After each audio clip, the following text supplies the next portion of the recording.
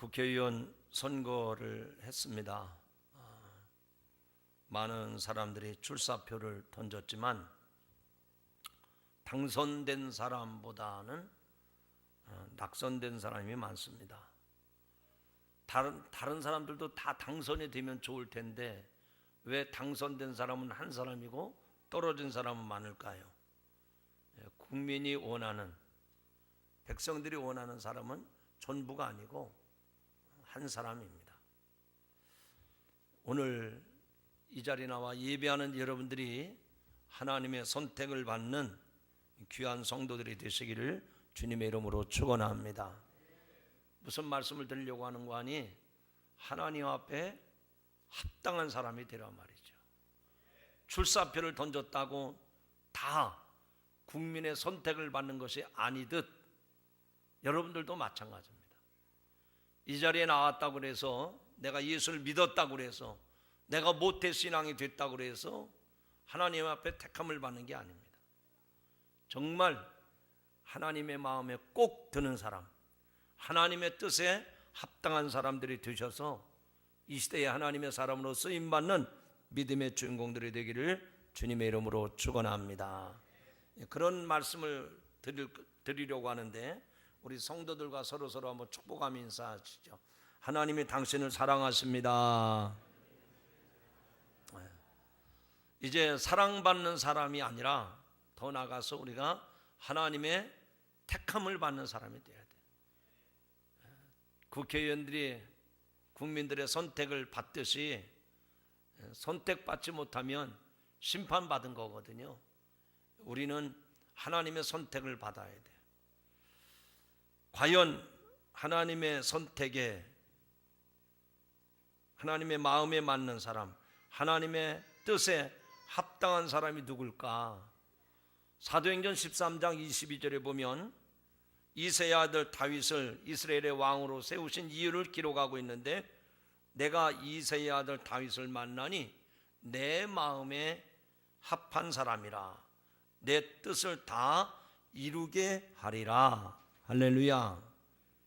하나님께서 마음에 드는 사람을 왕으로 세우셨습니다. 반면에 하나님의 명령을 곧잘 지키지 아니한 사울 왕은 하나님의 마음에 들지 않았습니다. 그래서 왕위에 올랐어도 얼마 가지 못해서 쫓겨날 수밖에 없었습니다. 오늘의 이 진리는 변함없이 그대로 이루어지고 있음을 기억하시기 바랍니다.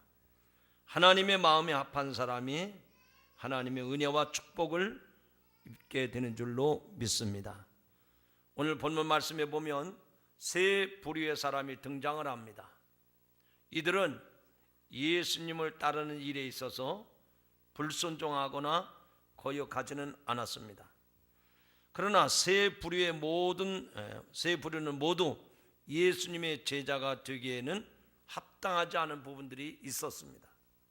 우리는 이들을 보면서 예수님을 따르는 우리 자신의 모습을 돌아보고, 나 자신은 하나님의 마음에 드는 사람인가? 나는 하나님의 뜻에 합당한 사람인가? 말씀을 통해서 점검해보고 또 여러분의 믿음의 좌표를 새롭게 세울 수 있는 시간이 되기를 주님의 이름으로 축원합니다. 자, 세 사람을 소개하려고 합니다. 첫 번째 사람은 어떤 사람인가? 생각 없이 경솔한 사람이었다. 어떤 사람이라고요? 생각이 없는 경솔한 사람이었어요. 자, 57절의 말씀을 봅니다. 길 가실 때 어떤 사람이 여짜오되 어디로 가시든지 나는 따르리이다. 자, 예수님이 이 사람에게 넌 나를 따르라 그렇게 말씀하신 것이 아니었습니다. 이 사람은 예수님 곁에 있다가 예수님 따라가면 수지 맞을 것 같은 생각이 들었는지 예수님이 어디로 가든지 나는 예수님 따르겠습니다 이렇게 얘기합니다. 우리는 어떤 일을 시작하기 전에 먼저 일의 순서라든지 그 일의 어떤 목적이라든지 그 일을 할 때 얼마나 비용이 드는지, 그리고 그 일을 할 때 손해가 될지 이익이 될지 그리고 이 일을 끝까지 할 수 있을는지 이런 생각들을 하게 됩니다. 만일 전혀 그 일이 나에게 적합하지 않다고 생각이 되면 그 일을 하지 않게 됩니다. 이런 생각, 이런 계산 없이 무작정 일을 벌리면 일을 끝내지도 못할 뿐만 아니라 오히려 그 일로 인해서 근심이 되고 오히려 화가 되기도 합니다. 그런데 본문에 등장하는 첫 번째 사람을 보십시오. 이 사람은 예수님을 묻지도 않았는데 대뜸 하는 말이 예수님께서 어디로 가시든지 저는 주님을 따르겠습니다. 언뜻 보기에는 대단한 사람인 것 같아요. 정말 의지가 있고 심지가 굳은 사람처럼 보입니다. 그러나 예수님의 대답을 통해서 그 사람의 경솔한 모습을 읽을 수가 있어요. 예수님을 따르겠다는 이 사람에게 예수님이 뭐라고 말씀을 하십니까? 여우도 굴이 있고 공중의 새도 집이 있으되 인자는 머리둘 곳이 없도다. 한번 따라 합시다. 여우도 굴이 있고 공중의 새도 집이 있으되 인자는 머리둘 곳이 없도다. 아니, 지금 이 사람이 예수님에게 뭐라고 했는데 예수님이 이런 말씀을 하시는 겁니까? 이 사람은 예수님이 어디로 갔든지 나도 예수님을 따라가겠다고, 그래서 자원하는 마음으로 그런 의지를 가지고 예수님, 내가 주님을 따르겠습니다. 어디든지 내가 주님 따라가겠습니다. 그렇게 말을 했더니 예수님이 잘했다, 잘못했다 그런 말씀하지 아니하셨어요. 여우도 굴이 있고 공중의 새도 집이 있으되 인자는 머리둘 곳이 없도다. 인자는 예수님 자신을 말하는 겁니다.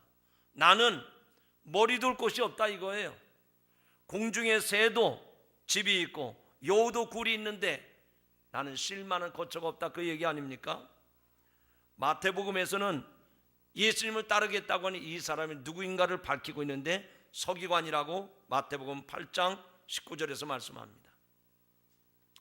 당시에 예수의 명성과 소문이 팔레스틴 전역으로 널리 퍼져 있던 까닭에 많은 사람들이 예수님의 제자 되기를 소원을 했습니다. 사실 그 당시 유대 사회에서 학식과 재력, 권력에 있어서 최상위층에 속하는 서기관이 예수님을 따르겠다고 한 것은 매우 이례적인 일이 아니라 할 수 없습니다. 이것은 아마도 이 사람에게 있어서 예수님과 함께 예루살렘 행에 큰 명예와 영광을 얻는 길인 줄을 기대했던 것 같아요. 그래서 본문에 나타난 예수님의 말씀을 보면 그가 당시의 순간적인 열정에 따른 느낌을 가지고 예수님에게 용기 있게 그렇게 말했을 것이라고, 그렇게 우리가 보기에 충분하다는 얘기입니다. 예수님께서는 자신을 따르겠다는 그 사람들의 말에 대해서 예, 아니요 라는 말 대신에 자신을 따르는 길이 고난의 길이라고 하는 것을 여우도 굴이 있고 공중의 새도 집이 있으되 인자는 머리둘 곳이 없다, 이렇게 비유적으로 말씀해주고 있습니다. 즉 예수님을 따르는 것은 권력이나 부나 명예와 상관이 없고 오히려 여우나 새처럼 최소한의 삶의 터전조차 보장받지 못한 길임을 가르쳐주고 있습니다. 결국 예수님의 답변은 그 사람의 경솔함을 깨우치기 위해 인자는 머리둘 곳이 없다고 말씀을 한 겁니다. 이 사람은 예수님을 따르고 결심은 했지만 따르겠다는 목적이 자신의 이기적인 생각에 머물러 있었던 것입니다. 주님께서는 그 사람에게 아무것도 줄 것이 없음을 말씀하셨습니다. 이 사람은 주님을 따름으로써 후에 돌아올 세상적인 이익을 계산했음이 틀림이 없었습니다. 이 사람은 세상적인 계산은 분명했지만 예수님을 따르는 제자로서의 계산은 전혀 하지 못했던 것입니다. 즉 세상적인 신념의 소유자였다라는 말입니다. 예수님께서는 제자들이 치러야 할 대가가 희생이라고 하는 사실을 분명히 말씀합니다. 앞에 말씀을 보면 예수님이 제자들에게 이렇게 말씀합니다. 무리에게 이르시되 아무든지 나를 따라오려거든 자기를 부인하고 날마다 제 십자가를 지고 나를 쫓을 것이니라. 할렐루야. 주님께서는 십자가를 지시고 멸시와 고난의 길을 가셨는데 그 예수님을 따르는 제자들에게는 이런 고난이, 이런 멸시가 없겠느냐? 똑같이 주님을 따르는 제자들에게는 그와 같은 고난이 있다, 그와 같은 어려움이 있다고 하는 것을 말씀하신 것입니다. 로마서 8장 17절에 보면 자녀이면 또한 후사 곧 하나님의 후사요 그리스도와 함께한 후사니 우리가 그와 함께 영광을 받기 위하여 고난도 함께 받아야 될 것이니라. 아멘. 여러분, 우리가 그리스도와 함께 한다고 하면 영광도 함께 받겠지만 영광 이전에 고난도 받아야 될 것임을 예수님이 우리에게 말씀해 주셨습니다. 여러분, 예수 믿고 신앙생활 하시는데 이런 생각 한 번도 안 해보셨습니까? 이 사람이 예수님에게 주님 나도 어디든지 주님을 따르겠습니다 할 때 이런 고난이, 이런 멸시와 이런 천대가 있다고 하는 것을 생각해 보지 않으셨습니까? 영원한 생명과 영원한 영광과 행복을 위해서 생명까지도 투자하겠다고 하는 그런 계산말입니다. 오늘 저와 여러분은 예수님을 따르는 하나님 나라에 합당한 사람이 어떤 모습인가를 오늘 말씀을 통해서 분명히 보고 깨닫고 결단할 수 있기를 주님의 이름으로 축원합니다. 두 번째로는 이 두 번째 부류의 사람이 나오는데 망설이는 사람의 모습이 나옵니다. 59절의 말씀을 보겠습니다. 또 다른 사람에게 나를 따르라 하시니 그가 이르되 나로 먼저 가서 내 아버지를 장사하게 허락하옵소서 라고 말합니다. 자, 한번 따라 합시다. 나로 먼저 가서 내 부친을 장사하게 허락하옵소서. 예수님을 따르겠습니다. 나는 주님을 따르긴 따르겠는데 먼저 가서 내 부친을 장사 지내게 허락하옵소서 하는 얘기입니다. 유대나라 풍습에 의하면 죽은 자에 대한 예우를 갖춘 장례식은 얼마나 중요한지 모릅니다. 어쩌면 우리나라 사람보다도 더 예의를 갖추는 것이 유대의 장례 풍습입니다. 왜냐하면 장례를 율법이나 예배나 제사 등과 같이 중요한 의무로 여겨왔기 때문입니다.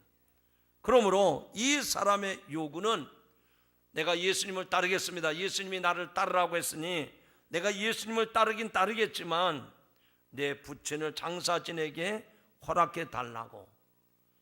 이 사람의 요구는 당연한 겁니다. 그 사회에서는 당연히 그렇게 해야 될 일입니다. 이것은 곧 부친의 장례로 인하여 예수님을 따라갈 수 없음을 시사해 주고 있습니다. 이것은 곧 세상 일이 예수님을 따르는 일보다 우선되고 앞선다고 하는 것을 말해주는 이야기입니다. 사실 예수님을 따르기로 작정했을 때 누구든지 결단이 필요합니다. 즉 세상에서 되어지는 일에 대해서 초연해야 하고 심지어는 육신의 혈연까지도 극복해야만 주님의 길을, 고난의 길을 따라갈 수 있다는 얘기입니다. 그러므로 본문은 예수님의 제자가 된다고 하는 것은 무엇보다도 예수님의 일을 우선시하고 그리고 그 일을 위해서 전심전력으로 매진하는 자만이 하나님 나라에 합당한 사람이 될 수 있고 예수님의 진정한 제자가 될 수 있음을 가르쳐주고 있습니다. 그런데 이 두 번째 사람은 예수님이 따르겠다고 했으니 따르라고 했더니 아버지 부친의 장례를 치르고 주님을 따르겠다고 고백을 합니다. 한마디로 말하면 이 사람은 예수님 주변을 서성거리며 맴도는 사람입니다. 이 사람은 세상적인 일에 우선권을 둔 지극히 인간적인 사람입니다. 예수님의 말씀에 감동을 받고 따라다니기는 했지만 막상 모든 것을 포기하고 예수님의 제자가 되기에는 아직 이르다고 생각을 합니다. 그래서 변명을 대는데 아버지의 장례를 모신 다음에 주님을 따르겠다는 겁니다. 더 정확하게 말씀을 드린다면 이 사람은 지금 자기 아버지가 돌아가셨기 때문에 장례를 치러야 한다고 하는 뜻이 아니라 지금 아버지가 아직 죽지는 않았지만 늙으셨기 때문에 늙으신 아버지가 계신데 돌아가시고 나면 그때 주님을 따르겠다고 하는 말이에요. 꼭 누구 얘기 같지 않습니까? 여러분, 결국 늙으신 아버님이 주님을 당장 쫓지 못하게 하는 핑계거리가 됐습니다. 주님께서는 이 사람에 대해서 세상 일의 우선권을 두고서 결단하지 못하는 그 사람에게 뭐라고 대답을 하십니까? 죽은 자들로 자기의 죽은 자들을 장사하게 하고 너는 가서 하나님의 나라를 전파하라. 좀 어려운 해석인데 영적으로 죽은 자들에 대해서는 더 이상 신경 쓰지 말라 그 얘기입니다. 육신의 죽음이 문제가 아니고 영적으로 죽은 자들에 대해서는 죽은 자들로 장사 지내게 하라 이거예요. 그리고 너는 가서 하나님의 나라를 전파하라. 쉽게 말씀을 드리면 삶의 우선권을 영적인 일에 두라는 주님의 명령인 줄로 믿습니다. 성경에는 즉각적인 순종으로 하나님의 은총을 받은 사람들이 많이 있습니다. 반면에 하나님의 명령 앞에 세상적인 생각으로 머뭇거리다가 망설이다가 기회를 잃어버리거나 고통을 받고 나중에 회개한 다음에 은혜를 입는 사람도 많이 있습니다. 성경에 너무 많은 사람들이 나오지만 그 중에 한 사람의 예를 든다면 세례 요한의 아버지인 사가랴를 예를 들 수 있습니다. 하나님께서 이 사가랴에게 아들을 낳을 것이라 그렇게 천사를 통해서 말씀을 전했습니다. 그런데 사가랴는 그 말씀을 받아들이지 못합니다. 왜냐하면 자신과 아내가 아이를 낳기에 너무 늙었는데 어떻게 우리 몸을 통해서 아이를 낳을 수 있는가? 선뜻 순종하지 못하고 망설이게 됩니다.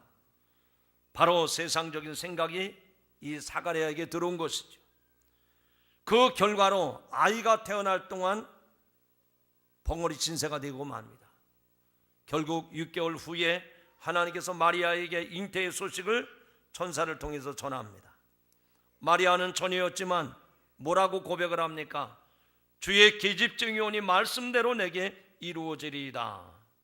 인간적인 생각을 뛰어넘어서 하나님의 말씀을 그대로 받아들이는, 망설이지 아니하고 우물쭈물하지 아니하고 그대로 순종하는 마리아의 모습을 통해서 우리는 하나님 나라에 합당한 사람이 어떤 사람인가를 볼 수가 있다는 얘기입니다. 하나님께서는 엘리사벳의 입을 통해서 말씀을 합니다. 믿는 여자에게 복이 있도다. 믿는 성도에게 복이 있도다. 믿는 여자에게 복이 있도다. 주께서 그에게 말씀하신 말씀이 반드시 이루리라.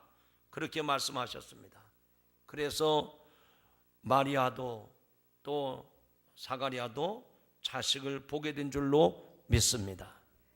성도 여러분, 이 말씀을 통해서 우리들은 어떻습니까? 하나님이 말씀하실 때에 말씀하심에 대해서 망설일 때가 얼마나 많습니까? 그리고 그 말씀 앞에 즉각적으로 순종하지 못할 때가 얼마나 많습니까? 분명한 것은 하나님 나라에 합당한 사람은 망설이는 사람이 아니라 믿음으로 말씀 그대로 순종하는 성도인 줄로 믿습니다. 이 말씀을 듣는 여러분들에게도 그런 은혜가 임하시기를 주님의 이름으로 축원합니다. 저는 목회 생활을 쭉 하면서 그런 모습들을 성도들의 삶 속에서 많이 보게 됩니다. 그것을 믿음으로 받아들이지 못해서 근심하고 염려하고 걱정하고 나중에는 예배하는 것도 멀리합니다. 교회를 멀리합니다. 얼마나 미련한 사람들인지 몰라요. 얼마나 망설이는지 몰라요. 여러분, 믿는다고 하면서도 말로는 믿지만 마음으로는 믿지 못하는 어리석은 성도들의 모습을 많이 봅니다. 여러분 망설임 없이 하나님의 살아계심을 믿는다면, 하나님의 말씀이 진리임을 믿는다면 그대로 믿고 받아들이시기를 주님의 이름으로 축원합니다. 그런 사람들이 하나님 나라에 합당한 사람이에요. 세 번째로 오늘 본문에 나오는 사람은 어떤 사람이었습니까? 미련을 둔 사람이었습니다. 61절의 말씀을 제가 읽어봅니다. 또 다른 사람이 이르되 주여 내가 주를 따르겠나이다마는 나로 먼저 내 가족을 작별하게 허락하옵소서. 이 세 번째 사람은 주여 내가 주를 쫓겠나이다마는 나로 먼저 내 가족을 작별하게 허락해 달라는 겁니다. 한마디로 말하면 미련을 둔 사람이었습니다. 예수님은 이 사람이 세상 일에 매여서 미련을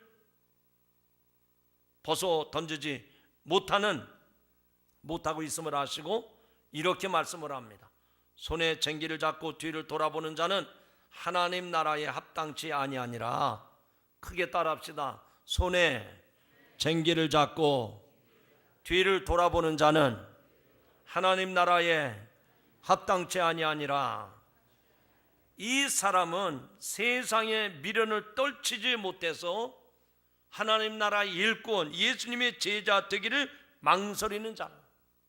손에 쟁기를 잡았지만 자꾸만 미련이 남아있어서 뒤를 돌아보는 사람. 주님은 이런 사람은 하나님 나라에 합당치 않다고 말씀을 합니다. 이 사람이 예수님에게 뭐라고 얘기했습니까? 주님, 나로 먼저 가서 내 가족을 작별케 허락해달라는 겁니다. 이 말은 단순히 작별만을 뜻하지 아니하고 가족에 대한 집착이 있음을 이 말씀 속에서 보여주고 있습니다. 즉 이 사람은 단순히 부모 형제와 작별한 뒤 예수님을 쫓겠다는 것이 아니라 예수님을 쫓는 문제에 대해서 가족과 논의한 후에 결정하겠다는 뜻입니다. 결국 이것은 예수님을 쫓고자 하는 열망이 그 마음속에 내재되어 있는 그 이상으로 세상적인 일에 그의 마음이 쏠려 있는 것을 우리에게 가르쳐주고 있습니다. 결국 이 사람은 먼저 할 일과 나중 일을 혼동하고 있습니다. 정말 믿음으로 과감하게 결단해야 되는데 사람과 의논하고 사람과 이야기하고. 여러분, 우리가 성경에서 정말 믿음의 사람 그리고 꼽으라면 성경에 많은 인물들이 다 해당이 되지만 아브라함을 우리는 믿음의 조상이라고 읽었지 않습니까? 여러분, 어떻게 아브라함이, 그의 아버지가 데라, 우상 숭배하는 사람이었는데 불신자의 가정에서 태어난 이 아브라함이 어떻게 믿음의 조상이 됐습니까? 어떻게 하나님 앞에 축복의 사람이 되느냐 말입니다. 다른 거 없습니다. 여러분 다 아시잖아요. 하나님께서 자식이 없던 아브라함에게 자식을 줍니다. 그런데 얼마 가지 않아서 네 아들 독자 이삭을 모리아산에 가서 번제로 바치라고 명령하십니다. 여러분, 아브라함의 마음속에 그런 생각 들지 않았겠습니까? 아니, 내가 자식을 달라고 해서 하나님이 자식을 주셨는데 그 하나밖에 없는 자식을 또 달라는 것은 무슨 뜻인가? 근데 아브라함은 하나님이 신실하신 분임을 믿었어요. 이 자식을 데려가시면 하나님은 더 많은 자식을 줄 것이다 확신이 들었습니다. 하나님의 신실하심에 대해서 믿음이 있었단 말이죠. 그때 하나님의 명령이 떨어졌을 때 아브라함은 어떻게 했습니까? 자기 아내 사라한테 찾아가서 여보, 하나님이 나한테 저 아들 이삭을 번제로 바치라고 하는데 당신 생각은 어떻소? 그래서 부인과 상의를 했습니까? 눈물을 흘리며 며칠 동안 고민했습니까? 아브라함은 사라 곁에 가지도 않았어요. 하나님의 명령이 떨어지자마자 바로 그 이튿날 새벽같이 일어나서 그 아들 독자 이삭에게 짐을 지우고 장작을 짐에 지워가지고 먼 길을 떠납니다. 누구를 잡으려고? 그 아들 이삭을 잡으려고 지금 떠나는 거예요. 여러분, 여기서 아브라함의 믿음을 여러분이 본받길 바랍니다. 하나님이 저와 여러분에게 무슨 명령을 하실 때 무슨 부모님에게 의논한다든지 아내나 남편에게 의논할 필요가 없어요. 그것은 믿음의 자세가 아닙니다. 하나님이 여러분에게 개개인적으로 물어본 것이지 가족의 의견을 물어보고 남편과 아내, 자식들의 의견을 물어볼 필요가 없어요. 하나님이 저와 여러분에게 요구하는 것은 개개인 1대1의 문제입니다. 그러므로 항상 하나님 앞에 믿음으로 결단하는 성도들이 되기를 주님의 이름으로 축원합니다. 이 세 번째 나오는 사람의 모습의 잘못은 무엇입니까? 가족에게 미련이 있는 게 문제가 아니라 지금 자기가 자기 문제를 가지고 하나님 앞에 결단을 내려야 되는데 가족에게 상의하고 와서 결단하겠다는 거예요. 이것은 믿음의 자세가 아닙니다. 이것은 인본주의의 불신앙적인 태도입니다. 저와 여러분이 하나님의 살아계신 하나님을 믿는다고 하면 그 하나님 앞에 예, 아니요 분명하게 대답하고 고백해야 될 일이지 상의해서 의논해 본 다음에 이것은 신앙이 아닙니다. 참으로 예수님의 제자가 될 자는 죽어가는 영혼을 살리는 영혼 구원하는 일보다 더 우선되는 일이나 대상이 없다고 하는 사실을 오늘 이 본문 속에서 우리는 발견할 수가 있습니다. 쟁기를 들고 밭을 가는 자의 목적은 무엇입니까? 그 밭을 갈아내는 겁니다. 이랑을 내는 것이죠. 곧은 이랑을 내는 것입니다. 따라서 뒤를 돌아본다고 하는 것은 자신의 목적을 이룰 뿐만 아니라 곧은 이랑을 만들어낼 수가 없습니다. 저도 어려서 시골에서 자랄 때 그 쟁기 가는 모습을 보고 너무 신기했어요. 앞에 소가 멍에를 메고 쟁기를 끌고 갑니다. 그러면 삽으로 팔 수도 없는 그 깊이를 그 소가 갈아엎습니다. 근데 신기하게 갈아엎는 거예요. 그래서 쟁기밥을 따라가면서 어떻게 이렇게 잘 갈려질까 너무 궁금한 나머지 제가 쟁기를 잡아봤어요. 소 쟁기를 잡고 고삐를 흔들면서 이랴 그리고 가는데 얼마나 당황이 되는지 그 쟁기밥을 쫓아가다가 그만 넘어지니까 이게 밭을 가는 게 아니라 그 소가 사람을 갈겠더라고요. 여러분 쟁기를 잡고 딴 데 신경 쓰면 밭 이랑을 갈아엎을 수가 없습니다. 결국 무슨 말씀이죠? 하나님의 일을 맡은 자에게는 다른 거 신경 쓰지 말라 이거. 여러분 고린도전서 4장에서 뭐라고 말씀합니까? 맡은 자들에게 구할 것은 오직 충성이니라. 따라합시다. 맡은 자들에게 구할 것은 오직 충성이니라. 자기 자리를 지키는 거예요. 앞을 바라보는 거예요. 제가 수없이 말씀을 드리지만 충성이라고 하는 말을 할 때마다 폼페이 화산이 폭발했을 때 성문을 지키던 근위병 얘기를 늘 하지 않습니까? 사람들은 화산이 폭발했을 때 아비규환이 돼가지고 걸음아 날 살려라 다 도망을 가고 울고불고 난리였는데 그 성문을 지키는 근위병은 미동도 하지 않은 채 그대로 화석이 된 것을 발견했다고 하지 않습니까? 충성은 앞만 바라보는 겁니다. 이게 되나 안 되나 뒤를 돌아보고 좌우를 신경 쓰고. 지금 우리들의 신앙생활이 어떻습니까? 내 신앙의 구주가 되시는 예수 그리스도만 지금 바라보고 있느냐 말이죠. 이 사람 저 사람 때로는 돈에 신경 쓰고 때로는 명예, 때로는 인기 이런 것에 우리는 너무 치우쳐 있어요. 신앙의 본질을 잃어버리고 비본질적인 것에 우리의 에너지와 우리의 관심과 우리의 모든 영향을 거기에 쏟고 있단 말이죠. 하나님 나라에 합당한 자는 쟁기를 잡고 뒤를 돌아보지 않는 자라고 했으니 예수님만 바라보시기를 주님의 이름으로 축원합니다. 믿음의 주요 온전케 하시는 예수를 바라보라고 말씀하신 것처럼 주님만 바라보는 성도들이 되기를 주의 이름으로 축원합니다. 죄악의 도성이었던 소돔 고모라가 하나님의 진노를 사서 멸망당할 때 하나님께서 아브라함의 기도를 들으시고 롯의 가정을 멸망해서 구원하십니다. 그때 롯에게 뭐라고 하십니까? 뒤를 돌아보지 말고 소알성으로 가서 곧장 가도록 명령을 합니다. 그러나 롯의 아내는 미련을 떨치지 못하여 결국 뒤를 돌아보았고 그 자리에 소금구덩이 되어서 대대로 불순종의 표본으로 교훈거리가 되지 않았습니까? 사랑하는 성도 여러분, 이제 말씀을 맺습니다. 우리는 오늘 본문을 통해서 세 부류의 사람을 보았습니다. 첫 번째 사람은 어떤 사람입니까? 어디든지 주님을 따르겠다고 장담했던 사람이에요. 두 번째 사람은 내 부친을 장사하게 허락해달라고 변명을 댔던 사람입니다. 세 번째 사람은 가족과 작별하고 따르겠다고 하는 사람입니다. 이상 이 세 부류의 사람은 하나님 나라에 합당하지 않은 사람의 모습으로 주님이 오늘 우리에게 말씀합니다. 이 세 부류를 종합해 보면 세상과 하나님 사이에서 망설이는 사람, 바꿔 말하면 오직 말씀, 오직 예수가 먼저였어야 되는데 망설이는 사람들의 모습을 우리에게 보여주고 있습니다. 하나님께로 향하는 믿음은 곧 결단이 있어야 됩니다. 오늘 이 말씀을 듣는 여러분에게도 믿음으로 결단하는 성도들이 되기를 주님의 이름으로 축원합니다. 유익이 없어도, 손해가 나도, 내게 어려움이 닥쳐오고 내게 고난이 있다 하더라도 믿음은 후회함이 없는 거예요. 하나님께서 반드시 책임져 주심을 믿으시기 바랍니다. 그래서 하나님 나라에 합당한 사람이 되어야죠.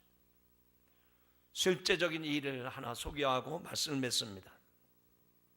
어느 건설회사에 회계 업무를 맡은 교회 다니는 집사님이 계셨습니다. 이분은 회사에서 직함이 회계 과장이었어요. 그는 교회에서도 맡은 일이 있었는데 교회 재정을 맡았습니다. 교회 재정을 맡아서 회계를 보았던 사람. 근데 이 집사님이 회사의 그 회장은 매주 주일마다 11시까지 간부들을 출근하게 해서 회사 경영을 이야기합니다.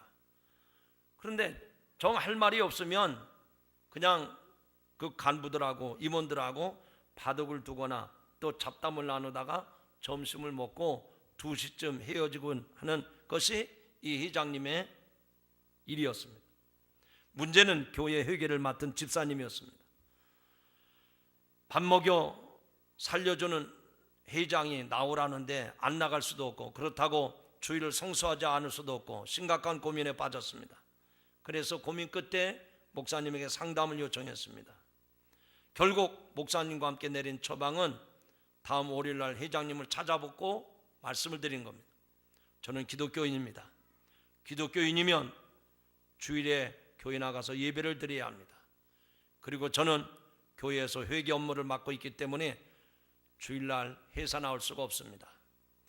회장님의 명이라면 월요일부터 토요일까지 매일 밤 12시에 퇴근해도 좋습니다만 주일은 교회 나갈 수 있도록 허락해 주십시오. 단 회사에 긴급한 상황이 발생하면 주일이라도 나와서 일하겠습니다. 이렇게 당당하게 말해 보기로 했습니다. 월요일 출근하자마자 회장실에 들어가서 그대로 얘기를 했습니다. 그랬더니 눈을 지그시 감은 제 회장이, 듣고 있던 회장이, 김 과장, 교회가 밥 먹여주나? 마음대로 하게, 그리고 나가라고 하는 겁니다.